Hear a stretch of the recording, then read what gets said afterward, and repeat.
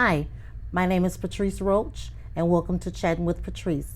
Today's guest is Michelle Martin, and we are here to tell a live experience that she has had.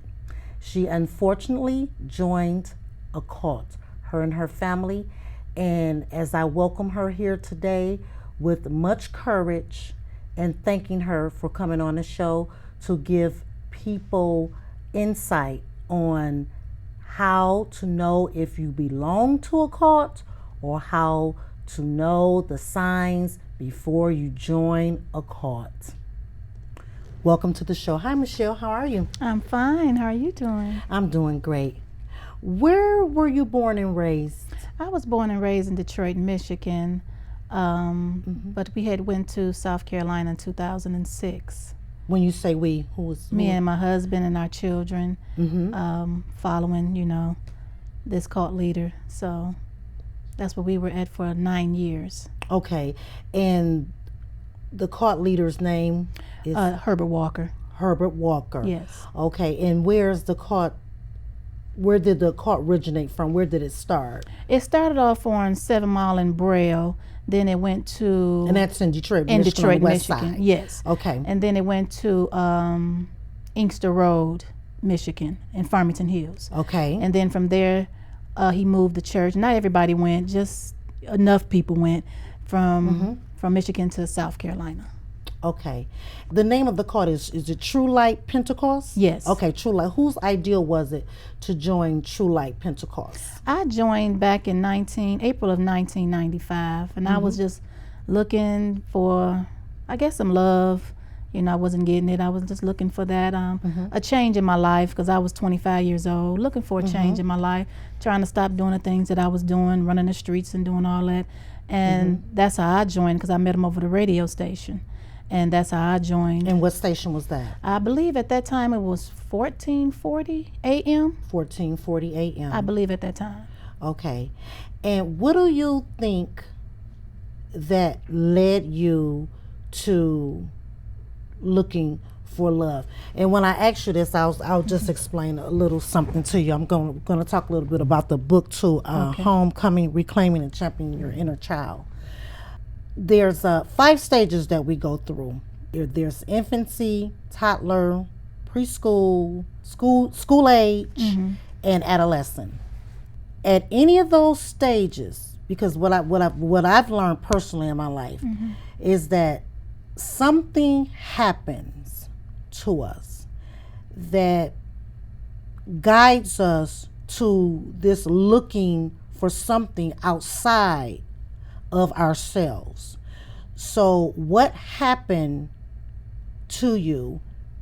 Did anything happen to you in any of those stages before you made the decision to go out to look for love, going out looking for love and I'll say all the wrong places? We've all done it. I've done it as well.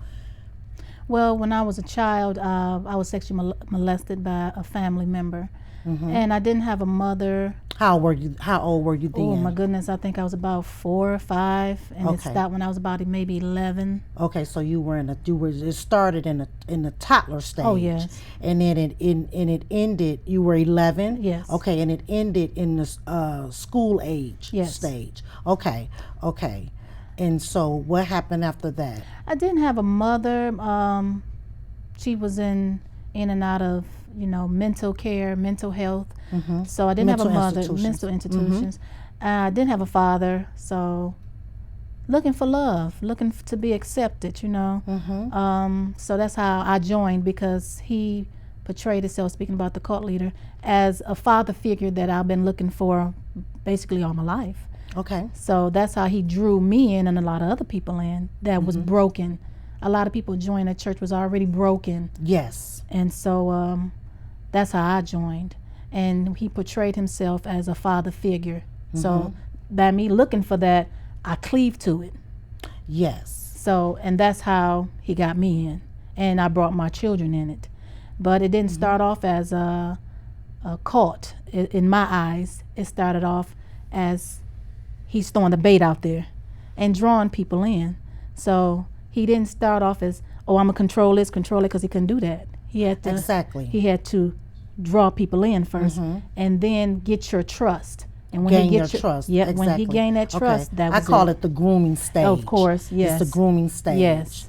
Yes. Okay. And so when you first got there, what did you think about the whole thing? Tell me, how was things set up? How was the living quarters? Where was the church located? Did you guys live off farm? Did you guys live off the land? Did you have a farm? Did you go out grocery shopping? I mean, how was it ran? In Farmington, in Detroit, it wasn't ran like that. We had our own place. But when he took us to South Carolina, because he had to take us to a place we knew no one. Okay. So we can depend on him. Oh, okay. That's when the control set in. It set in a little bit here in Michigan as far as giving half our income taxes, federal income taxes, to him. But in South Carolina, it was you give all your federal income taxes to him. You move out your homes that you renting and move into the homes that he had purchased from Spartanburg, South Carolina, that they was fixing to demolish at the time. He brought these homes from back taxes of our money, and we had to pay him $400 a month for rent for houses that we owned, but we put it in his name. So he owned all that. He owned our houses. We couldn't own no cars. He told us not to have no contact with our family members that was still in Michigan. That's including your mama, your daddy, even your kids. He told me. Typical control. Yeah. Control for control and power. They have you to abandon. Yes. Everybody that you've depended on, that you knew all of your life, so that no one can get in your ear and say, hey, this doesn't look right. You know, it's just like a relationship with the man. Someone outside, love is blind. Love can be blinding a lot of times. And someone can look inside of your relationship and say, that doesn't look right. Or he's not treating her right. But then if you're outside, everybody is outside of it, then no one can notice anything about it. And no one can say anything about it. Okay, I get that. Now, I watched a little bit of some of his, I'll say, speeches. And what I noticed, the first thing that I noticed, and for some reason, which I'm glad that it happened, the tape cut off. I was in a restaurant. I was having dinner after I had a previous show. And I seen some of the members are out picketing with picket signs. And I looked at the sign and it says something about gays and lesbians are going to burn in hell. And so my question is to you, did he, as a reverend or a pastor, did he actually hate those people, or did he preach more on disliking or hating the sin? He preached on hating them, period. Okay, so now, and that's what I thought too. Oh, yes. Now, that right there said to me in my mind, ding, ding, ding, ding, ding, bells were going off everywhere, because you're not supposed to hate the person or dislike the person. It's the sin that the person is doing that you don't approve of. And so when you noticed that, did you know the difference at the time that you were not supposed to dislike the people, because you were all for it, right? Of course, I was all for everything he was for. I was for. I was one of the faithful ones there that was for it. And yes, he hated them. He hated them so bad. He used the Bible scripture for it. Romans chapter 1 verses 32. He used that against them. They shall be killed, or something like that. Wow. Oh, yes. He wanted to fight them. Everywhere they rallied at, he was there. Not a peaceful protest. No, he wanted to have some confrontations with them. One time he told us he wanted to go snatch the flag out of their hand just to have a confrontation with them. That's not how you win souls. You can't win souls on hate. Exactly. It has to be love. Right. You know, so that's what he taught us, to hate. To hate everybody that don't look like us, talk like us. We had to wear the white robes, the white veils. I seen those all year round. Don't and matter I must if say, it's, you were pretty. You were so beautiful. We have pictures that we're going to show. You were beautiful. And I seen you singing in the choir, and I kind of thought, okay, well, this, everything, this looks pretty normal and everything, until I seen those picket signs, and I said, told me that there's no God in this. No. When did you discover, where were you, and when did you discover something here is not right? Back in 2010, before my husband passed away, me and him was talking about what was going on in the court, and what we was noticing. And I would have left in 2010 when he passed away, so I had to still continue to depend on the court. Exactly. As far as, because they owned all the homes, they owned all the cars. Now my husband's passed away. So you were out of Michigan. Yeah, I was in South Carolina, away from my family members and everything. So when I noticed something wrong, I was still scared to say anything, because where you going to go? Exactly. He owns everything. He owns your marriage. He put marriages together. He breaks them up. He owns everything. So that's why a lot of people in there now, out of fear, because where they going to go? He owns everything. He owns their bank account. They got to give twice a month. They have to give their paycheck, half their paycheck, to this court leader twice a month. So where they going to go? He owns everything. He controls everything. He owns everything. He controls everything. Okay. And so let me ask you this about him. What do you know about him as far as his childhood? What kind of childhood did he have? When I left the court, I did a lot. That's when I started doing research about the Bible. Afterwards. About the Bible, about him. But now we know that we're supposed to do research when? We're supposed to do research way before you even try to get in the church. Before any intimate relationship. Oh, yes. Did you see that post I posted on Facebook last week about? Yes. Did you see that? Yes. All right. Yes, I should have shared that. Matter of fact, I'm going to share when I see it again on my Facebook page. Okay, because you are one of my Facebook friends on Facebook. Yes. Okay. Yes. Okay. But yes, the Lord blessed me to get out of there, and I've been happy ever since. And that is so good. I seen you on there. You went out on your date was about a week or two ago. Yes. You had your hair all done. You was looking all cute. He was pumping your gas. I kind of thought to myself, oh my God, look at Michelle. I'm so happy for you. Yes. I'm really happy for you. Yes. Okay. We're going to take a break, and when we come back, we're going to talk about how Michelle was able to leave the court, her and her family, peacefully. So she thought.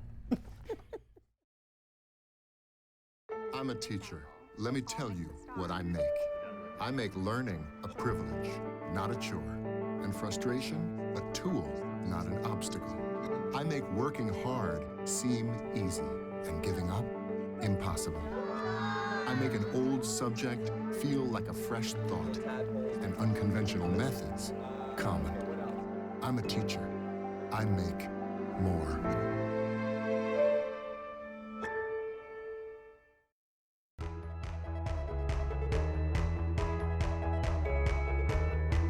Hi everyone, welcome back to the show, and Michelle is going to tell us how she left the court. Back in 2014, February the 17th, 2014, Herbert Walker's foster child came after me with a tire iron, and I have the police report right here. And the witnesses that seen it is the court members. So she came after me with a tire iron, swinging it at me. I grabbed the tire iron and took it from her and hit her with it. So when Herbert Walker found out I hit his defend myself, then that's what the paper said. Because the police asked me, did I want to press charges? Yes. And at the time, I'm still in the court, and I'm like, no, I don't want to press charges. But it's all in the police report. And Herbert Walker disfellowshipped me from the court, which was a blessing. Which was a blessing. Yes, it was. Because me and my husband at the time in 2010, like I said, we were talking about leaving anyway. But by him passing away, and that was my rock, But by him passing away, I lost all courage again. So I had to do what God stepped in and said, I'm going to do it for you. So, and that's what happened. Right. And after that, I've been getting harassed. I got restraining orders against them. Spartanburg County, goodness. restraining orders against them. We couldn't even go in Walmart without them harassing us and trying to edge us to fight them, me and my family, my children. Oh my goodness. So you were actually you were actually afraid for your life and your family? Yes. Oh my God. I have 3 restraining orders on them.